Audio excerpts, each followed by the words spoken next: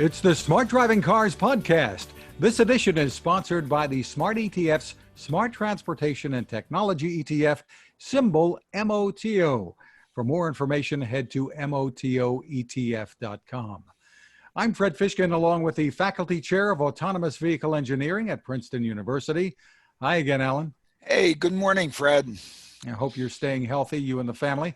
Absolutely. Well, I was better a long time ago, but I'm doing great. Good. Well, joining us from VIA is the Director of Public Policy, Andrei Greenawalt. Glad to have you on board, Andrei. Great to be here. Andrei, great having you. Well, VIA is a company that provides ride-sharing transportation and mobility in more than 20 countries around the world. Give us a little more of an overview of what VIA is all about. Sure, and it's great to be with you, Fred, and Alain particularly. Good to see you healthy, even despite these circumstances. Yeah, no, thanks, and love having you because, again, we wanted to have you because for a while I thought ride sharing might be dead, and apparently it's not, and it can't be, and so on. So please give us a little background. Sure. So VIA is a leading provider of public mobility solutions. We work with cities, transit agencies, universities, and private operators across the world to power fleets of on-demand, dynamically routed shuttles that are typically part of the public transit network. We also have started to work with cities on other forms of mobility, whether that is working with school districts to improve the tracking and routing of school buses. We are also working to make paratransit function more effectively in several places now, and also working with governments on dynamic congestion pricing schemes. And as you mentioned, we are now in 20 plus countries. We have more than 100 partnerships across the world. We are working with cities and communities of all sizes, from rural, low density areas to the biggest cities in the world, and they are working with us to improve mobility in a variety of ways while reducing greenhouse gas emissions in the transportation sector. Yeah, it's really good because transit, conventional transit is pretty much in trouble right now, and I think what you're doing is providing a new alternative and a new opportunity for them, and it's great having you in the sector. Yeah, I think we've, and this is something we've seen dramatic change, I would say, over the last couple of years. When VIA first launched in New York many years ago, we had this notion of working with transit agencies providing our technology, but there wasn't, we hadn't proven it yet. There wasn't an appetite to innovate in this way. And so we launched our own service in New York.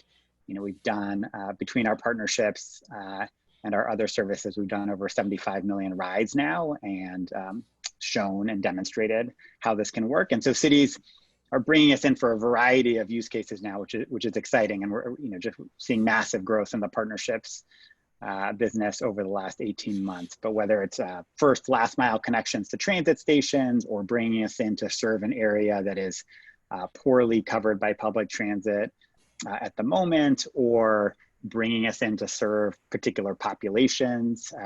Some places are targeting transportation for seniors or folks with disabilities.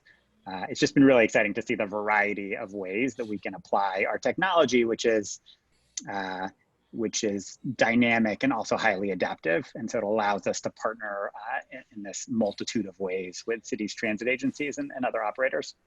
And I mean, it's really good to see that because transit companies had been, we'll provide some service out there, we'll design a bus route, we'll give it the schedule, and then you make that fit within whatever you want to do, as opposed to looking at the customer and seeing what the customer might want to do and places the customer wants to go, and be able to respond to that in a demand responsive way. And it's really nice to have seen that shift beginning to take place in the transit industry. It has to, because of course, otherwise, they'll have even a smaller market share of the rides. And investors are taking note, Andre. Just a few days ago, you announced that you've raised Series E financing to expand the business, and it values VIA at $2.25 billion. Congratulations. Yeah, Thank you. congratulations. Yeah, no, I really appreciate that. I think obviously we're in a just difficult time for the world, an unsettling time. But for VIA, this was a really exciting announcement that I think is a real testament to our long-term vision. As you mentioned, we announced this big investment earlier this week. It's the closing of our Series E round of financing led by Exor, which is a major holding company in Europe with investment stakes in companies like Fiat Chrysler, The Economist Group, the Juventus Football Club, and they led this round with an investment of $200 million, which is a very significant act of faith in sort of our vision of the future. And they, I think are a company that is in it for the long run, as are we. So despite these times, which are difficult across the mobility space, this was a big step for VIA towards our mission of working with cities and transit agencies to improve transit for years and years and years to come. It's enormously big to have occurred at this particular time because so many transit agencies and transit is in all kinds of trouble because of the way that they operate and because of their inflexibility and all of that. And so for you to basically close this at this time is enormously good news.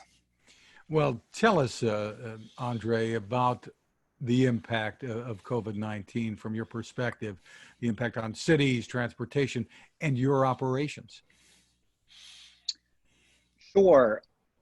It's no secret that, I think across the board on the mobility front, people are not moving around their cities at the moment as we have stay-at-home orders across the country and in many parts of the world. So we, of course, have seen declining ridership in our deployments, as has every other mobility company, as has every single public transit agency and city out there. I think one thing we have been able to do is to move quickly to transition some of our services to actually addressing and helping cities address the crisis. So, and that's across a number of fronts. So in Berlin, for example, our service there with the BVG, which is the Public Transit Authority, has shifted now to a overnight service from 9 p.m. to I think 6:30 a.m.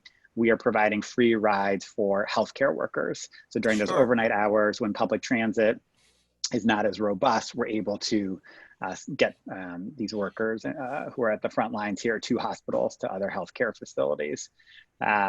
In Columbus, we're working with CODA, which is the transit agency there, to look at how they might think about adjusting their bus service in this time, right? So it may not make sense to run the exact same fixed route bus network during this period where people are not riding transit, and you can fill in gaps with on demand. So we're working with them on that, and we're also working on food delivery and other things. And sorry, this is my son Gibson, who just ran in the door. Hi, Gibson. Yeah, well, of course. I mean, but people still need to move. There are certainly the emergency services and all the healthcare services. People have to go. They have to go home. They have to go to work. And those kinds of things. So there's an enormous amount of that is still going on, and the systems have to be flexible enough to serve them. All those folks don't have cars. Yeah, and it's of course not just healthcare workers, right? We have workers at key utilities. We have grocery store workers. Grocery stores. I mean, if they don't show up at the grocery stores and the shelves aren't stocked, which is typically done at night, oh my goodness, we're really going to go crazy. I mean, it's going to be really ugly out there. And so we're working with elements. Go ahead. Yeah, and we're working with we're just trying to be there to help. I think we have technology that is adaptable and can be deployed very, very quickly. And so in these types of crises, there are great advantages to that being the case. And so in a number of our deployments, we're changing, the coverage zone so that it maybe incorporates more hospitals, more pharmacies, more grocery stores. LA Metro, our project with them was focused on first mile, last mile to transit stations. Well, now it's more focused on getting people to those essential services that are still open. And these changes in Berlin and our work with Columbus and LA Metro and a number of other places across the world, we're doing goods delivery in Malta, which is a new thing there in our service there. We're able to do that very, very quickly. We're talking about a matter of days. Some of these changes have happened in a matter of 24 hours. And that is, I think, a key benefit of this type of technology is that you can adjust it and apply it to these new situations very, very quickly. Well, we might say, resilience. I think maybe the new word in all these things, we used to do things for absolute optimization, the most efficient, but now we're seeing that what's best to have is the resilience, the ability to turn on a dime, to pivot, to be able to take advantage of both new opportunities and to address new difficulties and new challenges, which is perfect for all of you guys. I think Andrei, that's right. Okay, go ahead, Fred. Go ahead, respond to what Alain said there. No, I was just going to say this could be its own whole episode, this next topic, but it's unclear sort of like what the future is going to look like in terms of transportation and mobility. And I think, I think the only certainty is that it's either going to take a very long time to get back to where we were. And I think there's elements of our transportation system that are never going to get back to where they were likely. So I think the ability to be nimble, to act quickly, to adjust is going to be critically important during this time, and also once we get through this crisis. Absolutely. Your perspective, having this global operation, is pretty unique, I think, in that you're going to be able to experience the rebound in certain parts of the world and take that experience and bring it here to the US and other countries as this virus moves through. So it's going to be interesting. Yeah, sorry, I'm trying to block out my son. That's all right. Hey, look, he wants to comment on your global challenges question. So I think absolutely. This is part of the new reality. This is the way this is reality. Go ahead, go. It's wonderful. And now you hear my baby in the background too. I think, Fred, you're absolutely right. I think there are just, we have a technology that we can change for our partners, but cities and communities and their transportation mobility needs, it's a very, very local thing, right? So even though a lot of the big picture things are the same challenges, exactly how you implement these things and what the most effective public transit network is in a particular community, and what are the places where transit ridership is going to bounce back more quickly than other places, it's going to be very different, in communities across the US and across the world. And so, we will have to do our best to be there for cities and transit agencies and work with them in the most efficient, nimble way we can. And I think it'll be critical for transportation operators and government to be able to adjust to whatever these changes in this new order is in the future. I mean, it's like, who knows what's going to happen with commuting patterns and how that's going to look in the future. Who knows if, how long, presumably people are going to feel more comfortable in their private cars for at least some period of time. How long is that going to last? I think there's a lot of uncertainty out there. The resilience of the whole system is really important. Its ability to be able to really react to the demand changes and react to the situation changes is absolutely critical. You've said it very well. Yeah, one sees that for those of us that happen to have cars available to us, with those cars, we tend to be able to turn on a dime and change things. Just think of some people who don't, or for whatever reason don't have access to a car or have to use transit and so on. What the heck? I mean, they're so stuck, it's unbelievable. And that's just such a shame. And it's an opportunity that really transit hasn't taken advantage of up to this point in time. Maybe they haven't had the technology to do it.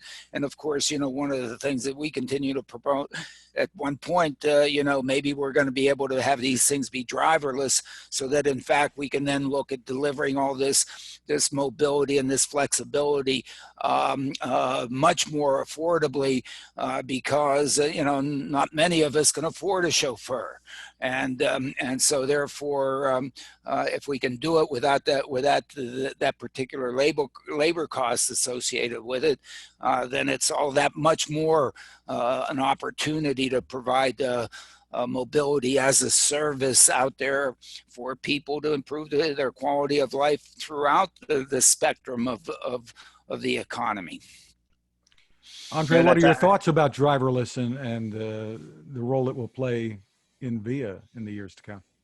Yeah, that was a great series of points. So I think on the autonomous vehicles front, we absolutely see our technology powering fleets of on-demand, dynamically routed, shared autonomous vehicles in the future, which I think, as we've discussed before, having AVs be shared will be critical for congestion and environmental emissions.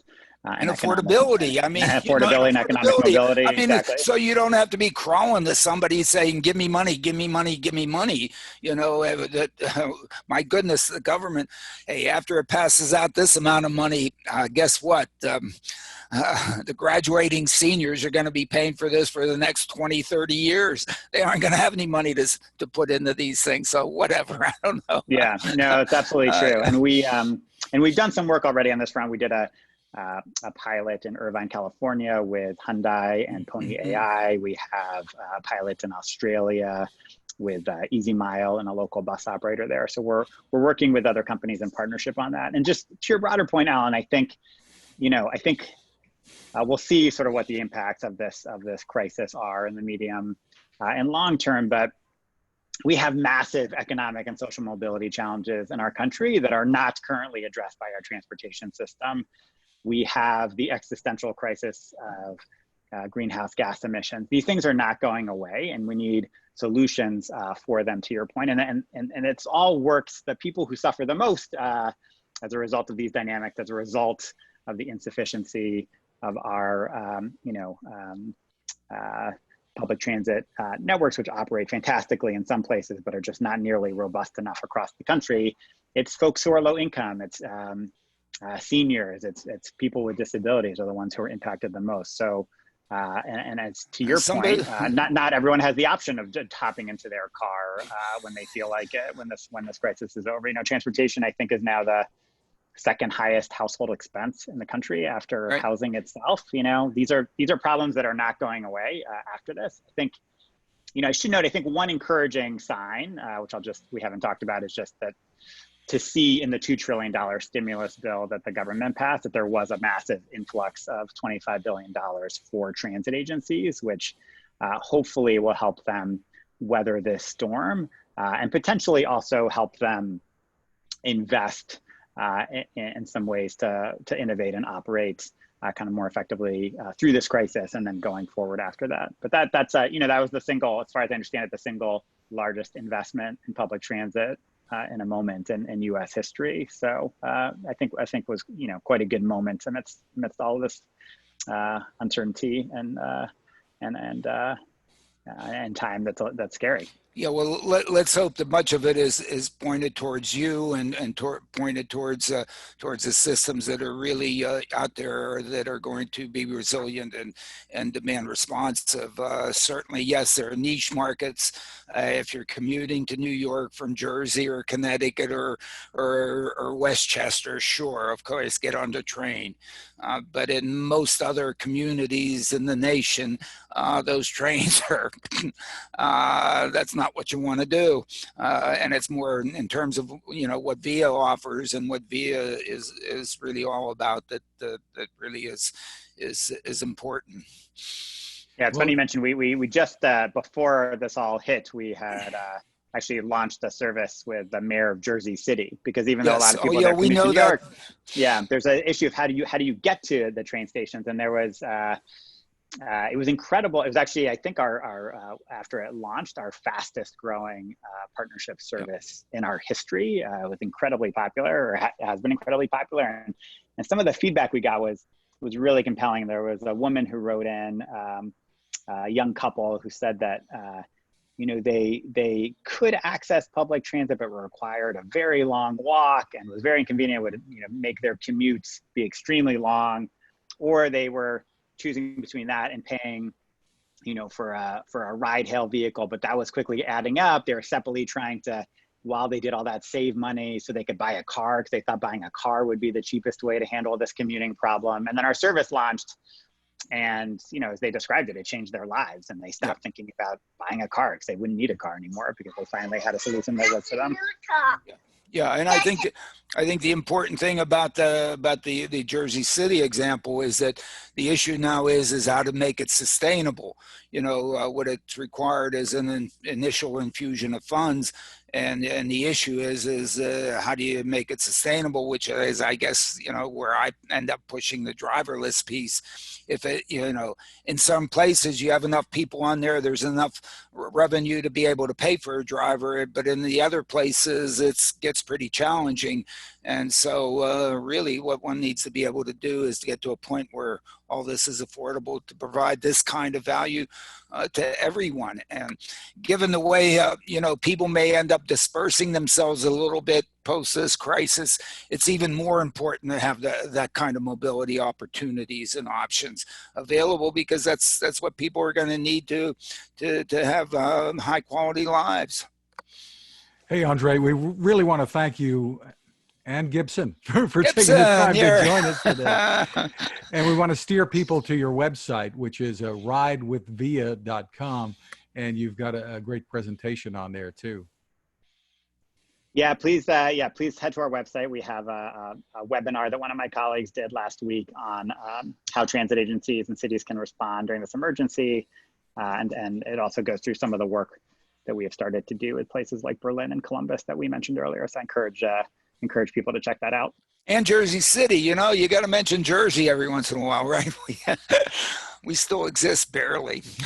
I know. We're sad. Gibson went to the P raid last year, Alain, and was extremely excited about the marching bands there, and was a little sad not to see it this year. Unbelievable, no reunions this year. I mean, this has to be this is really something. Princeton canceling reunions. Oh my goodness. Well, you've already given the commencement speech about how the graduates are going to be paying for all this in the years to come, Alain. So. They better make a lot of money. Thank you again, Andrei. No comment on that. Thank you, Andrei. We'll continue in just a moment, but this is a good time to remind you about our sponsor, the Smart ETFs, Smart Transportation and Technology ETF, symbol MOTO. You can get more information at motoetf.com. ETFs can be a good way to spread risk while investing in a category of stocks. To learn more, I suggest that you take a look at the white paper titled The Smart Transportation Revolution at motoetf.com under the Insights and News tab. That's where you'll find the information you need to learn more. Alain, Tesla surprised Wall Street, reporting that it delivered 88,400 vehicles in the first quarter. Pretty amazing, I think. As I said, wow, really. I mean, in a sense, I guess people have been trying to gauge as to how many they were really producing out there in Shanghai and so on, and whether or not the cars that they had produced in Fremont, they'd be able to get them out and in a sense sold, delivered before they had to shut down. And my goodness, the numbers were really good, and hats off to them. Congratulations. Maybe one of the few upticks in the economy. I guess people are still buying cars, and it seems like they're choosing Teslas.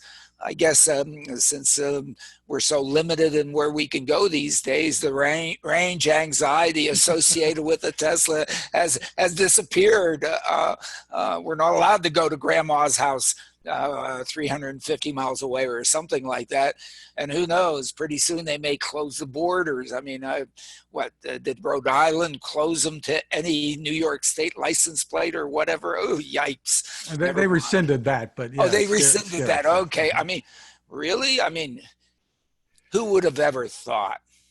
Right. Never mind. We don't want to. Well, Tesla did come out ahead of schedule with that Model Y crossover, which I'm sure was one of the big boosts in this last quarter. It probably was a boost. They had to produce them, they had to make them, and apparently, you know, they have, and they're out there. And so, yes, hats off to them. Wonderful news, I guess, wonderful news. And look at this tidbit. They're now the best-selling car in Iceland. Yeah, I thought I'd throw that in there. I mean, you know, there you have no range anxiety. I mean, how big's Iceland? Like, you know, whatever. I mean, it'd be like, you know, Bermuda. I guess it's a little bit bigger than Bermuda, but whatever. But sure, yeah. Yeah. Impressive. Besides cars, Tesla is also now making FDA-approved ventilators under an emergency situation, obviously, and sending them to hospitals around the world for free. I guess Elon doesn't spend very much money in advertising or buy AdWords in Google and Facebook. Thank you for not doing that, Elon. But I guess he's spending money in other ways to get his name out there and do the promotion. What can you say? It's more than wonderful. More than wonderful. You know, I was stuck on one of those things for 11 days when they had me strapped down and sedated, and it saved my life. And so, you know, and that was back. That was not the coronavirus. That was not the. Yeah, I had the Legionnaire's variety of bacterial pneumonia. So yeah, you know, I had the old school one, not the new school one, and of course I wasn't contagious. Otherwise, I mean, Fred, you'd be dead. I mean, yeah, I would. Yeah, you came and visited, didn't you? I mean, whatever. So you know. Not to say how lucky I was to have the bacterial version and not the viral version, but hey, but where the respirator comes into play, I mean, you know, they are very, very tricky devices, and they need expert supervision on them, basically 24/7, you know, and for me for 11 days. And you screw up in any of the settings or any of the things with that during any of that time, man, you lose the person. So, you know, they're very, very critical devices, but they saved me. They can save others. Thank you, Elon. Oh, they work. You're there, and that's proof. Whatever. Anthony Lewandowski, the engineer who defected from Google to Uber and has been hit with this huge judgment, now says Uber owes him $180 million for his troubles and lost time. Probably because it looks like that's the deal that he had for doing what he did. And so, you know, with every deal, you have to look at the terms. And the terms might be more important than the fundamental deal. And it seems as if, at least in, you know, what I've seen, and I haven't really gone into it in any depth, part of the terms was that Uber was going to cover him, was going to protect him in case things went south. Things went south.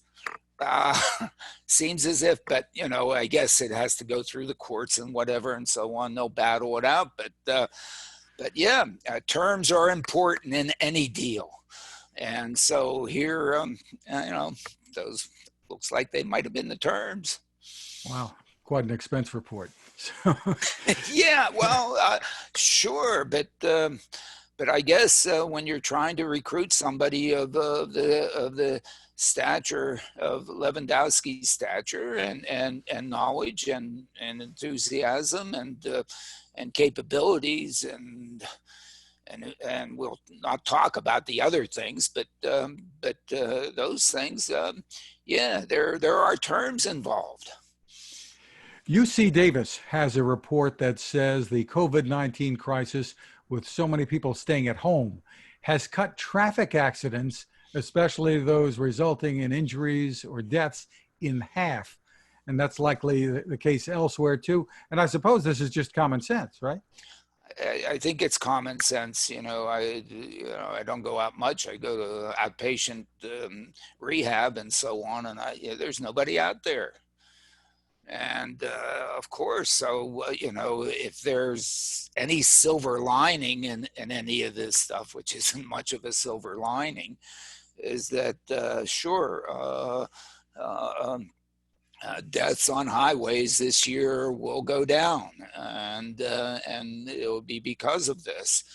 And of course, the burning of gasoline has gone down enormously. And that means the CO2 production is down, which may mean, hey, we're beginning to address climate change with all this. Seems like a heavy cost to gain both of those silver linings, but I guess we have to take what we can get, because otherwise this is very expensive on society. We got into this a bit with Andrei before, but Wired has a report headlined, "Public Transit Cuts Hurt Essential Workers Who Need It the Most." Yeah, I mean, really, sure, those people that don't have cars, and they're the marginal services that in some sense have been cross-subsidized, heaven forbid, or put up with, because on some other services where the normal commuters and the high-paying job sort of things have enough of a carrying capacity and bottom to provide some of these marginal services that really the poor or the blue collar or the emergency workers use. And unfortunately, guess what gets cut is all the things out there in the tail of the distribution, which are really where the people who desperately need mobility happen to be located. They don't have access to cars. They can't walk it, and so on. So yes, this is very troubling. And of course, these systems, the classical transit system, has been, let's say, totally inflexible. They've had fixed routes, fixed schedules, and so on, and are not demand responsive to be able to then modify and be resilient to then follow the demand, as opposed to follow whatever the people in the front office say. Hey, we're going to run these services, we're going to stop at these places. There may have been somebody there in the past. Who cares? I'm being very brutal, sorry, overstating it, but that's the situation that exists. And it underscores what you've been talking about for years on the podcast and everywhere else, about the need for mobility for all and the role this technology can play in that. The role of the technology of now having an opportunity to be resilient, to be demand responsive, to be flexible, fundamentally important here. Right now, it may cost a little bit more than the other, but of course the value is embedded there. And with this technology, I'm sure we're still all working at it. We're not out there testing on the streets, but guess what? Everybody who is writing code for any of this stuff is running simulations to the hilt. What else do you have to do but stay on your computer and sit there and write code? So all you code writers, get out there and continue to do that. I mean, you've been doing that in the basement of your parents' home anyway, so go at it. I think they're playing video games, Alan. No, they're not. No, they're not. No, they're not. No, they're bored of the video games. Video games are bad. Write code for driverless cars. That's what's good. Then there's a Mashable report, Alan, that made the newsletter, which you say sounds like an April Fool's joke, that says it took a coronavirus outbreak for self-driving cars to become more appealing. Yeah, I mean, right. I guess, each one of these articles that I refer to that are labeled April 1, I have to be careful because, some years back in my class, there was an Onion report. Of course, they didn't tell me it was the Onion, telling me about this new kind of circular keyboard that really it improved the interaction of a human and a computer. And I've always been, trying to figure out how do you get better interaction with computers. And I brought this in the class and I told them all about it and how great it was. And damn it, it was an Onion. and they all laughed at me and whatever. And so I have to be careful when I get excited about some article. That it's not really come from the Onion and they're just goofing on me. A lot of people tend to goof on me every once in a while. I got my grandson a couple of years ago on April Fool's Day when I told him that, I review technology stuff, and I told him that I was sent a passenger drone and I'd be flying down to pick him up, and he got really excited.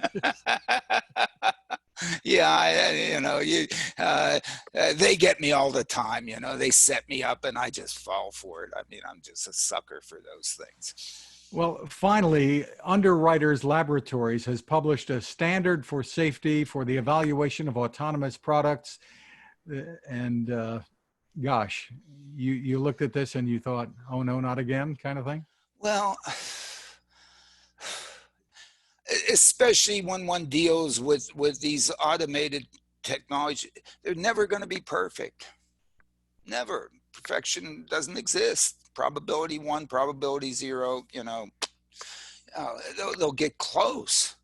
In any of these things, it always works out to, is the reward bigger than the risk?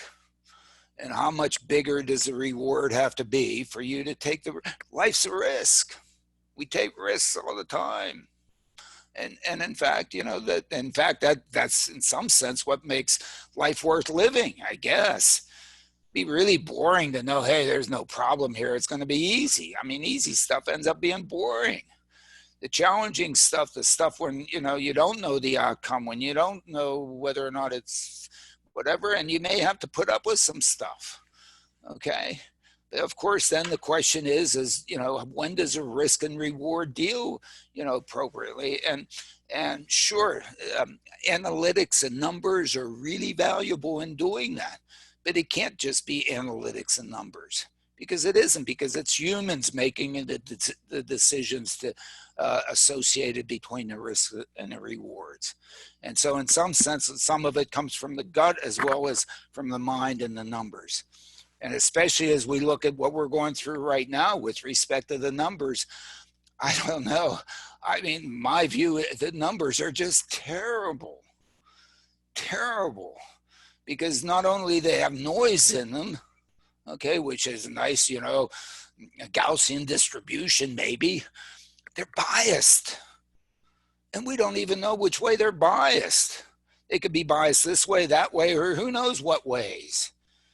And of course, we're out there trying to make decisions on not just uncertainty with respect to noise, enormous uncertainty with respect to bias.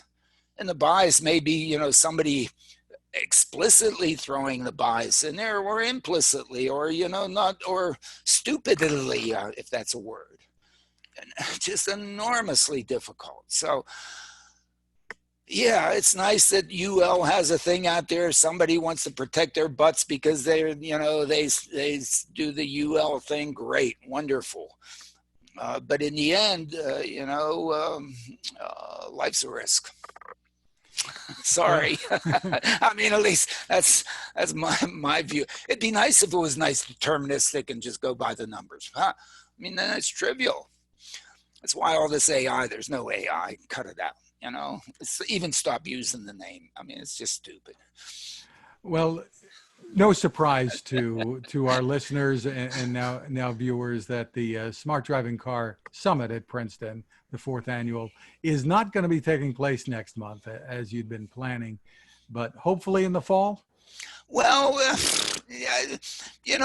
I think Zoom has turned out to be so good, even though it has its problems with respect to privacy. And, don't look up my LinkedIn information. I am not a member of LinkedIn. Okay. Whatever's in there is, as far as I am looked, but it's got to be garbage. Don't bother about that privacy piece. But Zoom has worked out to be really quite good. I mean, I've started thinking maybe we need to do, we could do a virtual session of some form. And then I think this is our 3rd try here at using Zoom and providing a video version.